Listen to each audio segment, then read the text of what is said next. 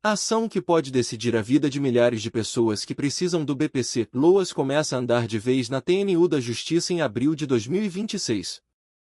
O julgamento do tema 385, que discute os critérios para a concessão do benefício de prestação continuada, BPC-Loas, avançou na Turma Nacional de Uniformização, TNU, mas foi suspenso após pedido de vista do juiz federal Najib de Melo Jorge. A tese sugerida pelo relator, juiz federal Fábio de Souza Silva, pode representar uma mudança. A concessão do BPC não depende da incapacidade para o trabalho, mas sim da existência de impedimento de longo prazo que limite a participação social do requerente. O que está em discussão no tema 385? O ponto central do julgamento é definir como deve ser caracterizada a deficiência para fins de concessão do benefício de prestação continuada. Hoje, na prática, muitos pedidos são negados sob o argumento de que o segurado tem capacidade para trabalhar. A tese apresentada, no entanto, reforça que o critério legal não é esse.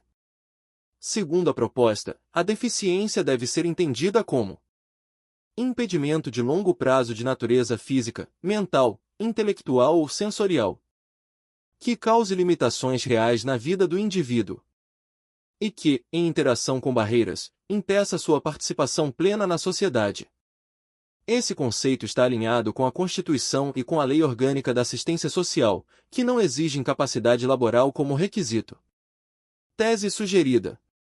1. Para fins de concessão do benefício de prestação continuada, BPC-Loas, a caracterização da deficiência não exige a demonstração de incapacidade para o trabalho. O requisito legal é o impedimento de longo prazo de natureza física, mental, intelectual ou sensorial, entendido como alteração ou perda significativa na função ou estrutura do corpo que, em interação com barreiras, obstrua a participação plena e efetiva do requerente na sociedade em igualdade de condições com as demais pessoas, devendo sua aferição ser realizada por meio de avaliação biopsicossocial. Para fins de economia processual. 2.1 A constatação pela perícia médica de ausência de impedimento de longo prazo ou de impedimento cujo impacto nas funções do corpo e nas atividades de participações do indivíduo seja de grau leve, dispensa a avaliação biopsicossocial completa por ausência do pressuposto necessário à caracterização da deficiência. 2.2 A constatação de incapacidade de longo prazo para qualquer atividade laborativa gera a presunção relativa iuris tantum, de deficiência, dispensando a avaliação social, ressalvada a possibilidade de o julgador afastá-la diante de elementos concretos que indiquem a ausência de barreiras relevantes no caso específico. 2.3 A constatação de impedimento de grau moderado ou grave, sem incapacidade total de longo prazo, exige a realização da avaliação biopsicossocial completa, com análise feita por assistente social dos fatores ambientais, das limitações das atividades e das restrições de participação social, a qual não se confunde com a análise de miserabilidade exigida para o segundo requisito do BPC. O juiz relator, Fábio de Souza Silva, ainda propôs a edição de nova súmula da TNU, nos seguintes termos: a ausência de incapacidade para o trabalho não é fundamento suficiente para o indeferimento do benefício de prestação continuada, BPC-Loas, cuja concessão exige avaliação biopsicossocial do impedimento de longo prazo e do seu impacto na participação social do requerente realizada por médico perito e assistente social. A juíza federal Lilian da Costa Torinho acompanhou o relator no seu voto. O juiz federal Najib de Melo Jorge pediu vistas. Assim, ainda segue sem definição.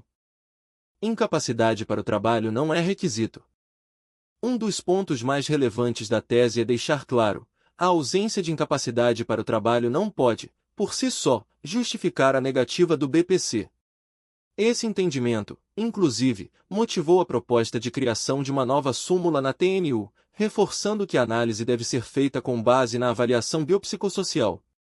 Na prática, isso pode reduzir indeferimentos automáticos baseados apenas em laudos médicos restritivos. A avaliação biopsicossocial ganha protagonismo. A tese também reforça que a análise da deficiência deve considerar não apenas aspectos médicos, mas também sociais. Isso envolve limitações funcionais, condições do ambiente, barreiras sociais enfrentadas, grau de participação do indivíduo na sociedade, Ou seja, não basta olhar apenas para o diagnóstico, é preciso avaliar o impacto real na vida da pessoa. Quando a avaliação completa pode ser dispensada. Outro ponto importante do julgamento é a definição de critérios para simplificar a análise em alguns casos. Segundo a proposta, se não houver impedimento de longo prazo ou se ele for leve, não é necessária avaliação completa. Se houver incapacidade total e duradoura para o trabalho, presume-se a deficiência. Se o impedimento for moderado ou grave, é obrigatória a avaliação biopsicossocial completa.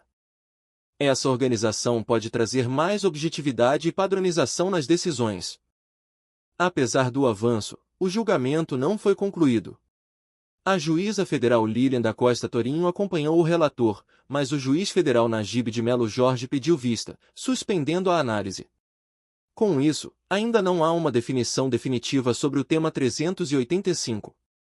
Espero ter ajudado. Em caso de dúvida, deixe o seu comentário. Quer aprender mais? Se inscreva no canal Folha Previdenciária ou siga a gente nas redes sociais.